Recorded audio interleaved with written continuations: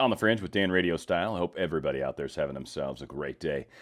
The image that we are being presented by the media and by a lot of people that we used to trust, I'm thinking people like Rush Limbaugh, I'm thinking people that used to be like Republicans that we felt we could trust, really seem to be backing away from this right now. And I think it's causing a lot of people some fear, some trepidation, and a little concern.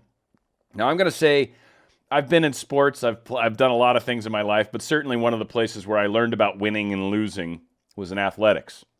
And there's been plenty of times where I've been in games where we were ahead and we took it for granted and lost. I've been in games where we were losing all the way and never won. And I've been in games where a lot of times where we've been behind and still managed to come through and win. Ultimately, one thing always comes into play, and that's giving up. Giving up is unacceptable, at least for me. And I don't care. I was telling my poor girlfriend, she's like probably a little nervous or worried because she sees all the news. She sees everything, and then she's got this boyfriend that's just yammering on, saying stuff that's kind of opposite. Well, it's not that I'm disagreeing per se. It's that I'm finding other information that disagrees with what they're saying. And do I believe this is a historic time? Yes. Do I believe we had the right person fighting for us? Yes. Do I believe this is over? Not even close. And there's a lot of things that are being talked about as far as why we should think this is over. And I've got some of those stories coming up. And there's some very serious things that I think suggest why I think we've got more to be hopeful for than the other way around. Also, you've got to understand there's a lot of people that are not happy with the way things are playing out. So let's kind of get into what I'm talking about here. So first and foremost, I wanted to get this out of the way. This came out today on Zero Hedge. And Trump says he will never concede to fake ballots and Dominion. Never. So right off the bat, the guy that we want fighting for us is not going to agree. Now, just recently, you've probably heard this, that the General Service Administration, the GSA, has been given the green light to go ahead and engage with Joe Biden's transition team and, to help that whole process. Now, I don't know if it's in here or if it's another thing. Yeah, it's in here. The whole bit of money that the GSA is giving the Trump or the Biden transition team is $7.3 million. That's like pocket change in government money. So all this is just kind of a formality. It's to allow them to feel like they're transitioning. It doesn't cost anything really at all.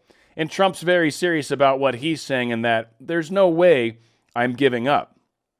Now, one thing that's also important to point out, two things in this particular article that I think are very important to point out, and something that people are seeing and noticing. This first one's less relevant, but kind of counts. But the GSA does not dictate the outcome of legal disputes and recounts, nor does it determine whether such proceedings are reasonable or justified. The actual winner of the presidential election will be determined by the electoral process detailed in the Constitution. So the news can say whatever the heck they want. The news has already tried to call this, as it probably says below, the AP already called this for President Biden, or President-elect Biden, whatever. That's fine. That's what they're saying. That's what the news is saying. That's what the deep state wants you to understand and believe. Now, what's very interesting, this lady, Emily Murphy, I did, however, receive threats online, by phone, and by mail directed at my safety, my family, my staff, and even my pets in an effort to coerce me into making this determination prematurely. She was threatened to make this premature. Understand that that is when good people just trying to do their jobs properly get attacked. And that's not okay. So again, this guy's fighting for us for a very good reason. Don't let the fake news kind of ruin your day. As I keep trying to explain to my girlfriend, there's other stuff that's happening, and she listens. She's awesome. It's not, and it's not that I'm right. I'm not going to claim that I'm right about all this. But what I am saying is I do believe in the end, legally, Trump will win. And I think to a degree, and this is where I guess I have a small hard time with it, I almost feel like it has to. Because ultimately, if this becomes our future, we're in a bad place, man. We're in a bad place with the way lockdowns are happening and everything else. Speaking of lockdowns, why he made the thumbnail. We got 4 New York sheriffs are refusing to enforce Cuomo's Thanksgiving mandates, and so he trashes them. literally calls them dictators. I'm going to give those quotes because I feel like that's very interesting. Now, first off, the sheriffs from Erie, Fulton, Saratoga, and Washington counties have all come forward saying they will not enforce rules released last week by Cuomo that limit indoor gatherings to 10 people, including for the holidays. With regard to Thanksgiving executive order, the Fulton County Sheriff's Office will not be enforcing it against our county residents. Frankly, I'm not sure it could sustain a constitutional challenge in court for several reasons, including your house is your castle. And as sheriff with a law degree, I couldn't in good faith attempt to defend it in court, so I won't. That was one of the gentlemen. Erie County Sheriff Timothy B. Howard, meanwhile, wrote, I have no plans to utilize my office's resources or deputies to break up the great tradition of Thanksgiving dinner. In his statement, Howard said his office is respecting the sanctity of your home and encouraged people to follow your heart and act responsibly. Sheriff Michael Zerlo of Saratoga County and Jeff Murphy of Washington County both made similar statements saying, what happens inside people's homes is beyond their jurisdiction. Well, Andrew Cuomo, he's got a little bit different opinion about that. Now, again, I'm going to say pot called kettle black just right up front. Keep that in mind. But New York Governor Andrew Cuomo, Democrat, like it's needed to be said, responded angrily Monday to sheriffs in the state who said they would not be enforcing the COVID-19 restrictions that limit indoor gatherings, including during the upcoming holidays. Quote, this is an emotional time, political time. Everybody has their own strongly held opinion, right? You have strongly held opinions that says COVID is an overreaction. It's a hoax. I'm not wearing a mask. I'm not following these rules. You have sheriffs upstate who have said, I am not going to enforce the law, Cuomo said. And he continues, quote, I believe that law enforcement officer violates his or her constitutional duty. I don't consider them a law enforcement officer because you don't have the right to pick laws that you think you will enforce, and you don't enforce laws that you don't agree with, right? That's not law enforcement officer. That's a dictator. And God bless you, Cuomo added, but don't ask me for help. Now, it's very interesting, and I'm going to read this next sentence in a second, but that he thinks that law enforcement officers that basically made an oath to uphold the Constitution, when they choose not to enforce a non-constitutional order by a dictator, oddly, the dictator then calls them dictators because they're defending the people. But this was one of the big questions, and if you remember correctly from the election, there was no sheriffs at all, no police unions or organizations at all that supported Biden. Zero. Goose egg, big fat goose egg. So all of these people really do get the bigger, broader picture of what's actually going on. Now, what they say publicly, what's actually reported, because again, the control of the press, the censorship that's happening, there's a lot of things that are at work that are making this a challenge to get the positive words out. Now, I will say, and we've heard this a lot from the intelligence drops, nothing can stop this now. So again, they could completely black out Twitter, they could black out YouTube, they could black out BitChute, they could black out everything. And this is still, I believe, going to happen successfully. Now, is it a little harder to get the public on board when they don't know what the hell's going on? Yeah, big time. And it sure does help that we can talk about it. And it is creating a lot of panic. As you've noticed, there's been a lot of counter stories, right? Everything we're hearing in the news is essentially a counter story to what we're presenting, to what the people that are pro-patriots are presenting. And again, we've talked about the AI, the DARPA project that was used or is being used to help identify these trends, these patriot trends, if you will, and then it helps create a counter narrative to them.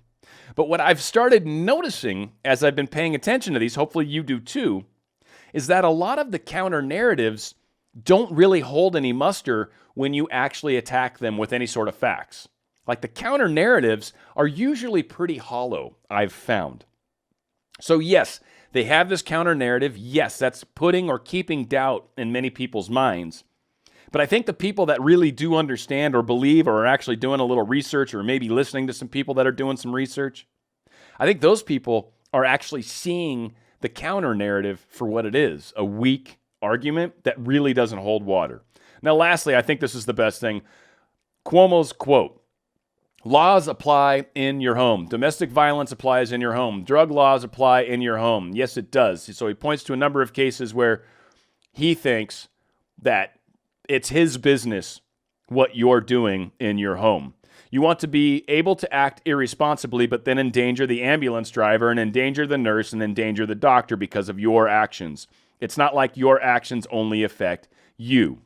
Now, again, he makes it sound like every single person that's having an indoor family function is somehow going to be taken out by an ambulance? Really? Because, 99.5% of all indoor gatherings will probably not have any fire department, police department, ambulances. None of that crap is probably going to be involved in most all these cases. So to create a rule that affects 100% of people when only maybe 0.5% of those people might fall into this reasoning you're using, well, that's a crap reason in my opinion. And as he put it, and this is what this last statement is, it wasn't him saying, this is the author, but governors like Cuomo are abusing their authority by using the pandemic to put unconstitutional burdens on people. And they are being fought back. I think Philadelphia is standing up to it. Michigan against Gretchen Whitmer. I kept wanting to call her Meg for so long, so I apologize to all you that have caught me every time I've said Whitmer's name and then Meg in front of it, because I think that was someone that ran for president eons ago, but Gretchen, which is such a witch's name. It's so weird to me. But anyway. Speaking of messed up people, hey, de Blasio, mayor of New York City, is actually going to be setting up COVID checkpoints. He wants to make sure he can catch and fine New York City travelers who violate holiday quarantine. Now, I'm hoping somewhere in here, and I'm not going to go looking for it, but I'm hoping somewhere in there, de Blasio actually calls people dictators too, like other people. Because again, every time you point a finger, you got three coming back at you. These guys are the biggest pieces of hypocrite on the face of the earth. So understand people are seeing this, and it's happening only in the craziest of towns. New York, Los Angeles, California in general, Oregon, Washington, right? Like Colorado. All the crazy places are the ones where this is happening. And the sane places where people, respect laws, respect each other, respect family, things like that, religion, tolerance, kindness, love, those kinds of things. Yeah, those people they're seeing this and going, this is just out of freaking control. So, I think people are seeing what's going on. Now, again, on the news, we keep hearing all sorts of crazy stories about how certain states have finished auditing their election count and they're now going to certify it. And that's said to us like, oh no, it's certified, it's in stone now. No, it's actually not. So one thing that Jenna Ellis, the Third Circuit Court of Appeals, grants expedited review for Trump's appeal from Pennsylvania. So again, we talked about how the Supreme Court is going to has basically put some of the Supreme Court members into the certain the circuit courts so they can help expedite these things. Well, that's what's happened. And again, part of what happens too is once they are able to certify the results, then the election process, or the court process, I should say, is able to continue. It's able to start. So a lot of this stuff has to happen. Yes, the media plays it out like, haha, they said the votes are legit. Yeah, whatever. We're waiting for you to finally do that. Now we can pursue the legal side of this. So again, this is expected. This is hoped for. This is what we want. This is happening exactly as it should. The media is playing it up a different way with all their experts, but that's not exactly what's going on. Now, when I was talking earlier about people that we trust, and I don't think Rush quite drifted off yet, right? And I think maybe good reasons not to at this point. He's holding on to his life with both hands at this point, right? He's got cancer and I was going through all this stuff, and from what I understand, it's not going real well, but he's still talking. So this guy's putting a lot of effort in, but right now, he's a little frustrated. And a quote from Rush, I don't know any more than you do about Sidney Powell's circumstances. I know a lot of people have been curious to know whether there is something beyond that which is publicly reported. If there is, I'm unaware of it. I've made inquiries. I've not come up with anything more than what you know, or what you now know, whatever.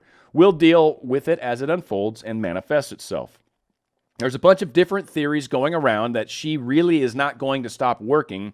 She's just disassembling herself from the Trump team. I mean, it's a tough thing to deny that she was even part of of it because they introduced her as part of it. I mean, she was at that press conference last week. The problem with the press conference last week, folks, is it goes way beyond Sidney Powell.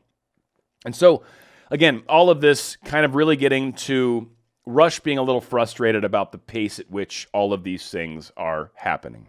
I've talked to so many people who are blown away by all this, the very nature of the press conference. They promised blockbuster stuff, and then nothing happened. And that's just not good. I mean, if you're going to promise blockbuster stuff like that, then there has to, now, I understand, look, I'm the one who's been telling everybody this stuff doesn't happen at warp speed, at light speed, the way cases are made for presentation in court. But if you're going to do a press conference like that with the promises of blockbusters, then there has to be something more than what that press conference delivered. Again, completely agree with him. I feel like he's doing a little bit towards the back pedal, and I think a lot of people are nervous right now because we keep hearing things, we want to believe things, but we're not seeing it yet. Now, to back his point, and I completely agree, these things don't happen at warp speed. I also think timing is going to be an interesting thing, and I think some of that is intentionally playing out. I also think the certification of the votes was intentionally taking longer because certain things can't legally start happening until that occurs. So the deep state's doing everything it can to stall this, and hopefully stall this to the point where it's not going to be able to happen. And I think, and it makes sense to me, I don't know about you, we'll see if I can make the case, but I actually think that's why Sidney Powell, Rudy Giuliani, Jenna Ellis did their little splits. And I think it was done for all the right reasons. I think it was done for a very good reason. And I think it's kind of essentially their chance at sort of trying to do a divide and conquer.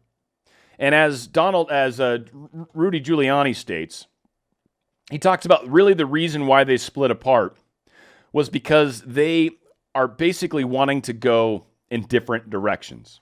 Giuliani and Jenna Ellis are looking at this from the votes, the illegal votes, the process with the electoral people involved in the states and choosing this, right, like all the laws that were changed, like Pennsylvania, for example. You got the wrong people changing the laws. Should have been the legislature, but it wasn't. It was people that, like judges, that aren't supposed to changing laws, which is kind of against the Constitution.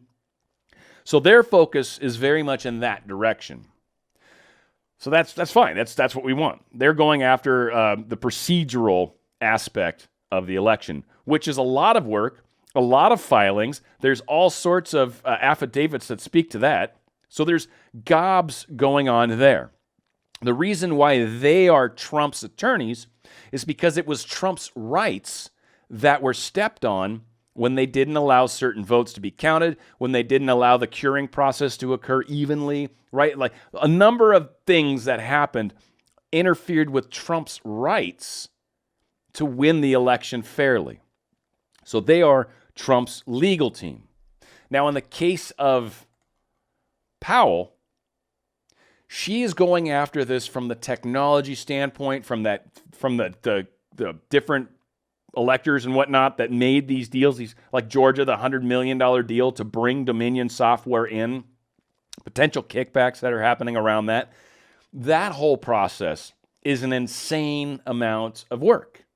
And so having Giuliani and them have to worry about this angle too doesn't work. They've got enough on their plates and probably barely enough people to file all this crap that it doesn't make sense to worry about this angle. So Powell's probably like, well, this is the angle I'm going at for sure.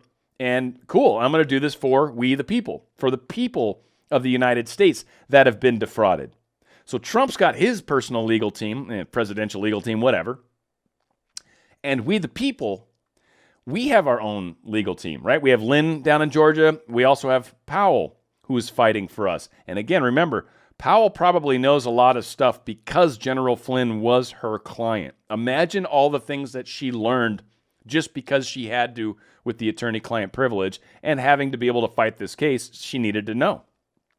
So I would assume, to some degree, she was cleared for top-secret stuff. This lady's definitely a very major lawyer in every way, shape, and form.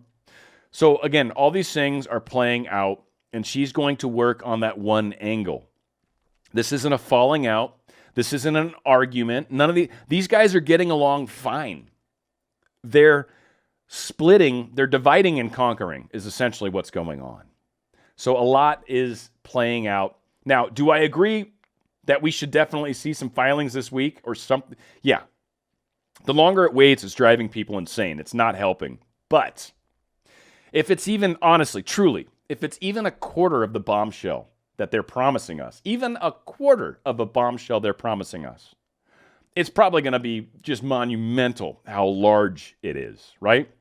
So just because the filings haven't happened, once they do, then we kick into a whole nother set of things. Like, do we have enough time to try all this stuff? Then all the Supreme Court judges that are now in the circuit courts that are there to help, everybody's ready. And I showed yesterday's video, the different people, the different Supreme Court judges in which circuit courts or circuits they're in and what states those represent, and why it's interesting that the constitutional judges are the ones that are overlooking all of the places where we've got concerns. All of them. You name the states, it's pretty much covered. With the exception, I want to say, of like Nevada, California. Like that one maybe is going to, we'll see. We'll see how it plays out. But I think less of a concern, and it was less expected to be one of the states that Trump had to carry. Again, it looks like he probably might have, but we'll see how this all plays out. So let's let these things play out as they may. And let's see, hopefully, Sidney Powell, like this example story here, hopefully Sidney Powell is able to bring some clarity to some of these strange stories we're hearing about. For example, Georgia's Governor Kemp and California's Governor Gavin Newsom.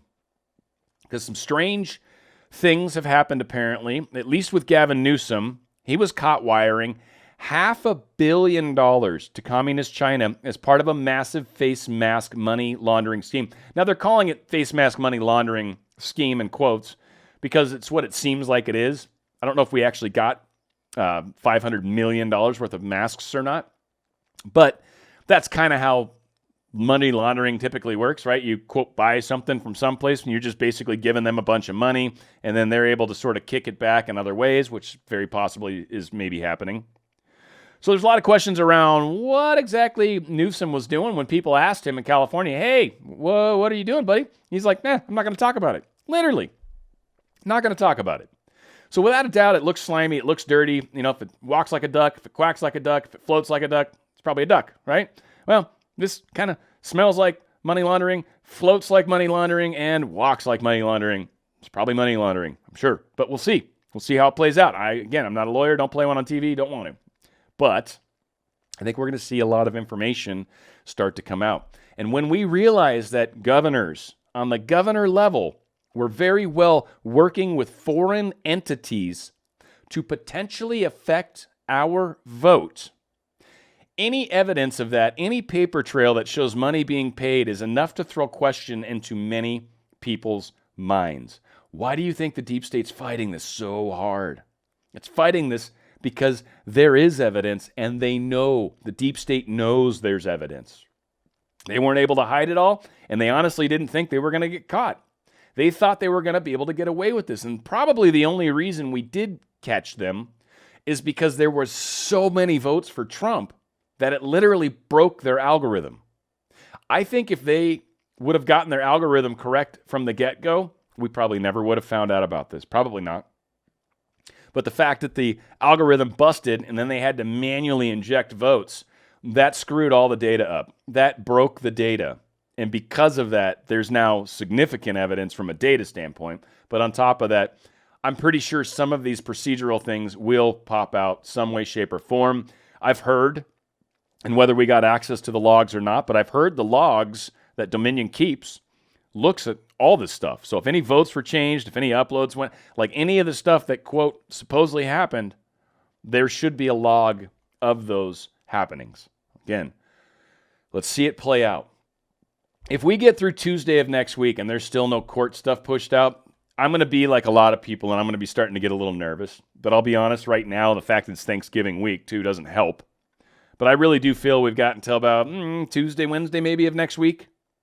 And if it gets past that at all, I'm going to start getting nervous. I will. I'll be honest. But I honestly believe from where I'm sitting right now that we still win this fight and our time is coming, and to hold tight, to understand what's going on around us, to pay attention to all the things that are happening around us. And finally, one last thing, and this was an old story that was posted on this Stillness in the Storm. It's a good article. I like it.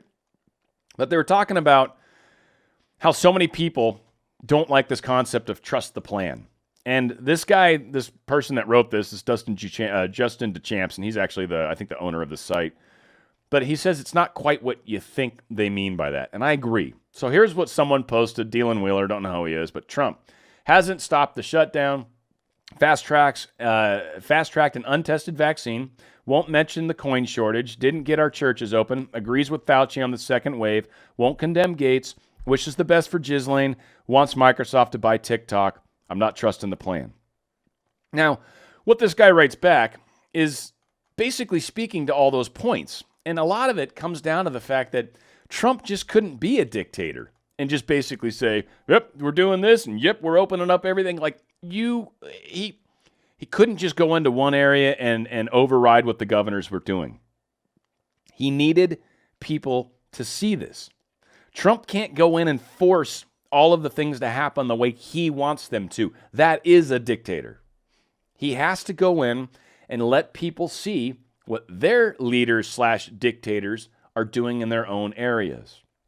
As far as Fauci and the second wave, of course he has to admit that because he knew it was going to come. He was doing everything he can, and in hindsight was successful in at least getting a vaccine out there. Is it untested? That's not true anymore. This was done months ago. But he's gotten that vaccine out there. And it got out there in rapid time. So again, and churches right now are actually starting to fight this. So again, people needed to see that it's okay to open up casinos and alcohol and all these other things, but churches can't have more than 50 people no matter how large the facility is. Doesn't matter if you could sit 500 feet away from one another. If you're the 51st person, you're not getting in. And people are realizing that's pretty messed up. And as far as wishing the best for Ghislaine Maxwell, of course, she's a human being, and Trump is not a total a-hole like everybody wants to make him. And frankly, I don't wish ill on others. I don't like Gretchen Whitmer. I don't like Gavin Newsom. I don't like Nancy Pelosi. I don't like George Biden. I don't like, Joe Biden. I don't like any of these people. George Biden, that's a funny misspeak. I don't like any of these people. But I'll tell you what, I would never wish anything on them other than I hope the light finds them. I hope love finds them. And I hope they're able to one day, either in a soul level or after this life or whatever, I hope one day they're able to look at what they've done and realize the mistakes they've made. Now, I know some people are really heavy into hell and all that. Hey, great. You can wish people to hell all you want. I don't wish ill on anybody. And I believe, and I think for all you Christians out there, that all you have to do is ask for forgiveness and truly mean it in your heart, and you're forgiven. So, Biden could be on his deathbed and ask for forgiveness, and he'll be okay. So that's what I hope for. I hope he sees the error in his ways. But again, we've got to understand the plan is beyond and above and larger than even Trump. Trump was approached to be the president during this time in our history.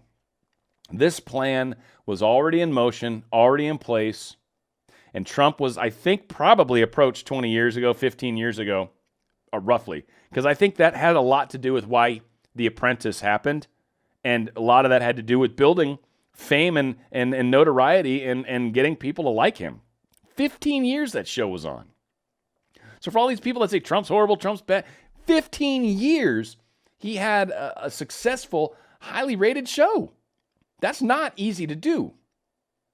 So it says a lot about his ability to carry a crowd, to carry a conversation, to be stern and businesslike, but still be funny and still be likable.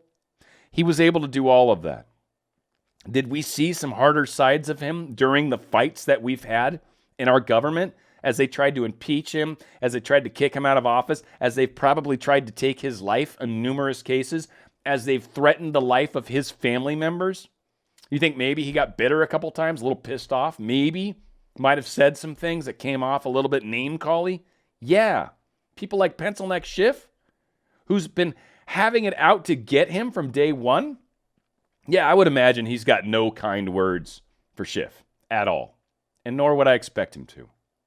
Now, again, would I like to see Trump maybe at some point be able to forgive these people? Right? Like, let's not get too off the deep end here, but let's understand that there's something way larger at work, and we've got the right people in play. He's got the right people around him. We've got the right people in the Supreme Court. We've got the right people in the circuit courts.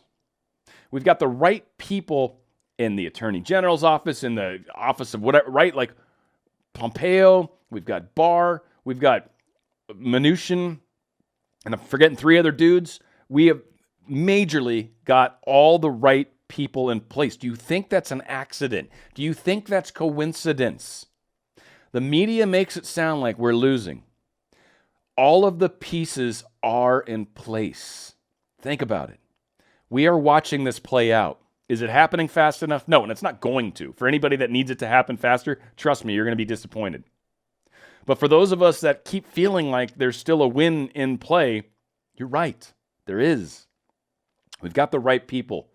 Let's let this play out. Let's try our best to be strong through this. Let's see if we can support one another, because this is hard. And for those of us that are like the few people left that are still saying Trump is probably going to win this after the courts get involved, the few people, and we freaking hated by our family, and everybody under the sun thinks we're horrible, but yet we still feel like that's what's going on. We still are talking about that, and we're still finding evidence of it.